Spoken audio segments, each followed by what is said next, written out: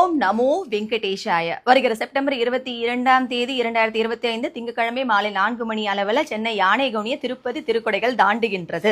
புரட்டாசி மாசம்னு வந்தாலே நமக்கு முதல்ல ஞாபகத்துக்கு வருது திருப்பதி திருக்கொடைகள் தான். அதுவும் நம்ம சென்னை கேசவ பெருமாள் திருக்கோவில்ல 2 மாதங்களுக்கு முன்னாடியே நல்ல நேரம் நல்ல நாள் பார்த்து தொடங்கி இந்த வேலைகள் 7 அடி உயரத்துல தயாராகப்பட்டிருக்க இந்த வெண்பட்டு குடைகள் மூங்கில் குச்சியால ரொம்ப பிரம்மாண்டமா சகல மரியாதையுடன் வருகிற செப்டம்பர் 22ஆம் தேதி திருமலை வேங்கடவனுக்கு செலுத்தப்படுவதற்காக கிளம்புது அப்படின்னா அது எவ்வளவு பெரிய செய்தியா இருக்கு. சரி, யானை கவுனியை தாண்டது மட்டும் எப்படி விசேஷமா சொல்றீங்க அப்படின்னு பார்த்தோம்னா, வேங்கடவன் தன்னுடைய திருமணத்துக்காக குபேரன் கிட்டயும் யானை கவுனிலையும் வந்து கடன் வாங்கியிருக்கார். அதனால எப்பவுமே யானை கவுனிய திருக்கொடைகள் தாண்டும் பொழுது கிடுகிடுன்னு ஓட ஆரம்பிச்சிருவாங்க. அப்ப பக்தர்கள் எல்லாருமே கோவிந்தா கோவிந்தா அப்படின்னு கோஷப்படுவாங்க. அது வந்து மீசிலிருக்கும் விதமா இருக்கும்.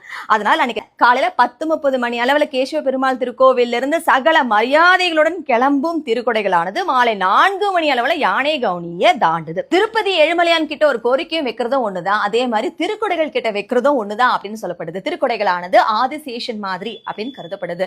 வருஷத்துல 2 மங்கள பொருட்கள் கண்டிப்பாக திருமலை வேங்கடவனுக்கு செலுத்தப்படும்னு பார்த்தோம்னா, ஒண்ணு ஸ்ரீவில்லிபுத்தூர் ஆண்டாள் சூடி கொடுத்த மாலையும், அடுத்ததாக சென்னையிலிருந்து கிளம்பக்கூடிய இந்த திருப்பதி திருக்கொடைகள். இந்த திருப்பதி திருக்கொடைகளானது இங்கு 22ஆம் தேதி கிளம்பி 5 நாள் ஊர்வலமாக கொண்டு சென்று செப்டம்பர் 27ஆம் தேதி திருப்பதியில உங்களுக்கு ஜிஆர் மற்றும் மேல் அதிகாரிகளுடைய முன்னிலையில இந்த திருக்கொடைகள் ஒப்படைக்கப்படும். திருப்பதி பிரம்மோற்சவம் சமயத்துல கருட சேவை நடக்கக்கூடிய நாள்ல மலையப்ப சுவாமியுடைய முன்ன பின்ன நடக்கக்கூடிய இங்கிருந்து கிளம்பிய கொடைகள் அப்படின்னு சொல்லப்படுது.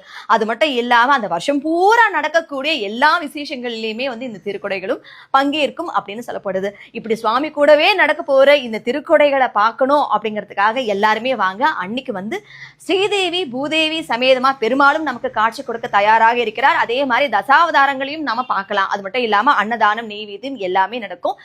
இந்து தர்மார்த்த சமேத ட்ரஸ்ட் சார்பாக 150வது வருட சம்பிரதாயமா கடைபிடிக்கக்கூடிய இந்த திருப்பதி திருக்கொடைகள் ஊர்வலத்துல எல்லாருமே வந்து கலந்துக்கோங்க.